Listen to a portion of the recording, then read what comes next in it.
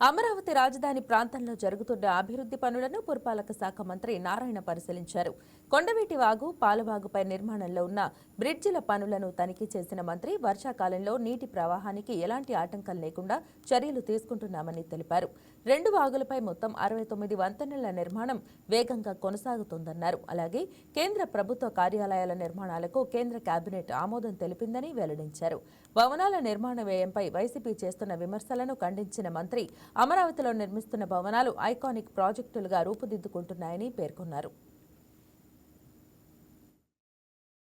జరుగుతున్నాయి. ఇక్కడ Kondaveeti Vagu, Palavagu, gravity canal 3 canals works కూడా జరుగుతున్నాయి. అయితే ఇక్కడ అమరావతి క్యాపిటల్ సిటీలో ఫర్ ఎవ్రీ 1 కిలోమీటర్ కి ఈస్ట్ వెస్ట్ గానీ, నార్త్ సౌత్ గానీ ఫర్ ఎవ్రీ 1 కిలోమీటర్ కి ఒక ట్రంక్ రోడ్డు వర్క్ జరుగుతుంది. ట్రంక్ రోడ్డు అంటే దాని వెడల్పు 165 అడుగుల నుంచి 195 అడుగులు ఉంటుంది. కొన్ని ట్రంక్ రోడ్స్ 6 వరుసలు, కొన్ని ట్రంక్ రోడ్స్ 9 వరుసలు. అయితే ఈ east to west, north south తీసుకుంటే, ఈస్ట్ వెస్ట్ తీసుకుంటే దాదాపు 16 రోడ్లు ఉన్నాయి. నార్త్ సౌత్ 18 రోడ్లు ఉన్నాయి ట్రంక్ రోడ్. అదే విధంగా లేఅవుట్స్ రోడ్స్ ఇవన్నీ కూడా ఈ యొక్క పాలవాగు, కొండవీటి వాగు మీద 69 బ్రిడ్జిలు కడుతున్నాం. ఎందుకంటే రోడ్డు స్ట్రైట్ గా పోయేటప్పుడు ఎక్కడైతే పాలవాగు వస్తుందో అక్కడ బ్రిడ్జ్ కడుతున్నాం, కొండవీటి వాగు వస్తుందో బ్రిడ్జ్ కడుతున్నాం. సో మొత్తం 69 బ్రిడ్జిలు కడుతున్నాం. వర్షాకాలం వస్తుంది కాబట్టి, ఆల్మోస్ట్ వచ్చేసింది కాబట్టి ఈ బ్రిడ్జిలు కట్టేటప్పుడు అక్కడ బ్రిడ్జి కింద మట్టి, పోయినసారి వెస్టర్న్ బైపాస్ కింద కంప్లీట్ గా వెంట్ల కింద మట్టి ఉండి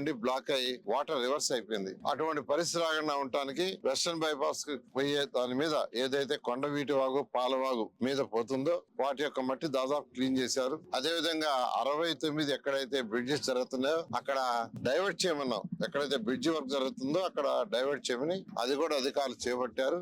ఏది ఏమైనా ఇంకొక వర్షాకాలం సీజన్ మనకు ఇబ్బంది ఉంటుంది.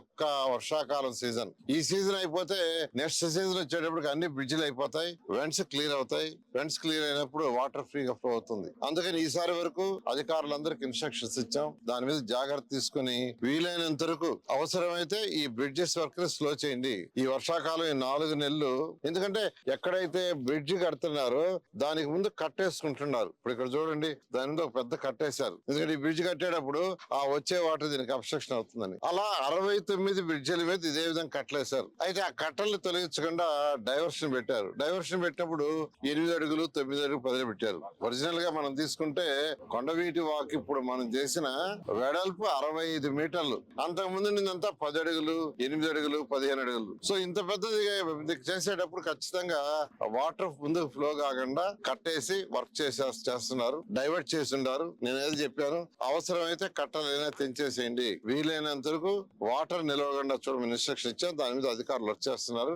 దాని ఈ రోజు నేను ఇన్స్పెక్షన్ చేయడం జరిగింది. కొన్ని ఇన్స్ట్రక్షన్స్ కూడా ఇచ్చాను. ఇమీడియట్ గా ఎక్స్ట్రాగా జేసీబీలు ప్రక్కన పెట్టి వీలైనంత వరకు మట్టిని తీయమని చెప్పడం జరిగింది. తర్వాత సెంట్రల్ గవర్నమెంట్ మనకు ఆఫీస్ కాంప్లెక్స్ కి, సెంట్రల్ గవర్నమెంట్ యొక్క ఆఫీస్ కాంప్లెక్స్ కి 1299 కోట్లు శాంక్షన్ చేశారు. 23.25 లక్షల చదరపడుగులు కట్టడానికి. దానికి అయ్యేది 5587. వాళ్ళ యొక్క రెసిడెన్షియల్ కాంప్లెక్స్ లకి శాంక్షన్ చేశారు 1234 కోట్లు, 31.3 లక్షలు.